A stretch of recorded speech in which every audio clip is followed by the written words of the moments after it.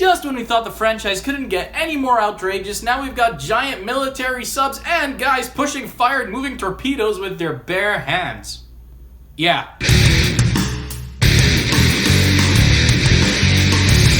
First things first, I gotta give my sincerest of congratulations to this franchise. It's been running for 16 years now with a total of 8 films and over $4 billion in revenue. It's really quite rare to find a franchise in which the quality of the films is actually elevated following the 5th installment. Fast 5 and its successors are indeed superior to the preceding films on account of a gleeful embracement of their absurdity topped with the most dangerously infectious cast of the chemistry that we've grown to love over the years. These films are by no means masterworks of cinema, but they do manage to amuse me and entertain me. And thankfully, the Fate of the Eight does its duty as dumb entertainment quite competently. Following the events of Furious 7, Dominic Toretto, played by Vin Diesel, and his bride, Lady Ortiz, played by Michelle Rodriguez, are honeymooning in Havana, Cuba. Too bad the fun is short-lived as a terrorist, played by Charlize Theron, who goes by the alias Cypher, approaches Dom and coerces him into working for her. Shortly afterwards, DSS agent Luke Hobbs, played by The Rock, recruits Dom and the team to procure an EMP device from a military outpost in Berlin. During the getaway, Dom turns on his team and makes off with the EMP device at the request of Cypher, while Hobbs is arrested by German police and incarcerated in the same maximum security prison as his mortal enemy, Deckard Shaw, played by Jason Statham. The feds then orchestrate a prison break, and subsequently both guys are extracted by an intelligence agent named Mr. Nobody, played by Kurt Russell, who recruits Shaw to assist Hobbs and the team in finding Dom and capturing Cypher. The Fate of the Furious is vigorously self-aware of its own ridiculousness and makes no attempt at hiding it. I mean, the vibe that you get when watching this film is very similar to Moonraker or any other one of those over-the-top Bond films. We've got a sexy cyber terrorist who can hack any electronic item in the world and use her abilities to hack cars and make them drop like rain from a parking in order to stop a Russian motorcade. We've got The Rock deflecting a moving torpedo fired right at him with his bare hands. And we've got Jason Statham juggling gun combat and a baby basket, which should draw out some laughs in spades. You're either on board with this kind of entertainment or you're not. And while this self-aware, outrageous, over-the-top action is all fine and dandy with me, an unfortunate consequence of action without tension is eventual staleness, as the film does end up overstaying its welcome before the ending credits roll. While this franchise was never designed with the intention to take moviegoers on an emotional roller coaster, there is no denying the familial connection among the characters. Seeing as how Dom has done so much for those close to him over the years and how he's always the one making these pleasant but cheesy ending speeches about family and all that jazz, it was a little disappointing to see his team appear rather unfazed by his betrayal. However, there is some emotional heft during the second act where the film takes a darker turn as we find out the reason as to why Dom went rogue, which of course I shall not be revealing. The cast as usual performs well and their chemistry is unquestionable. Tyrese Gibson, Kurt Russell, Scott Eastwood, and Ludacris all bring out the laughs, but there's plenty of amusement to be attained from The Rock and Jason Statham. And it's not just as a result of two muscleheads on opposite sides of the law barking threats at each other from behind secure glass in a prison in the most laugh-out-loud manner possible. It's also because there's a love-hate bromance type of thing going on here as the film progresses, which works all too well because both action stars are charismatic in their own way. Additionally, I found Charlize Theron to be quite menacing as Cypher. With her entertaining psychobabble and vague motivations about having control of the international power grid with nuclear warheads, she's got the makings of a typical Bond villain. With the material that she was given to work with, she doesn't transcend anything beyond your average comic book supervillain, but I guess that was the film's intention. The Fate of the Furious shows that the franchise hasn't run out of gas yet, but some of the spirit is undoubtedly missing with the absence of Paul Walker, God rest his soul. This film is not great cinema, it's unintelligent popcorn entertainment. If you want to laugh and see lovable characters fight off bad guys in some of the most outrageous, illogical, and over-the-top action sequences, then go right ahead, this is right up your alley. Just don't expect anything above that, otherwise you're just gonna have a bad time. At some point they're gonna have to hang up the franchise, but I am excited to see what the next installment's gonna offer us. So I'm gonna give the Fate of the Furious a 7. So these are my thoughts on the Fate of the Furious. What did you think of the film? Let me know in the comment section below. And if you like what I do, give me a like,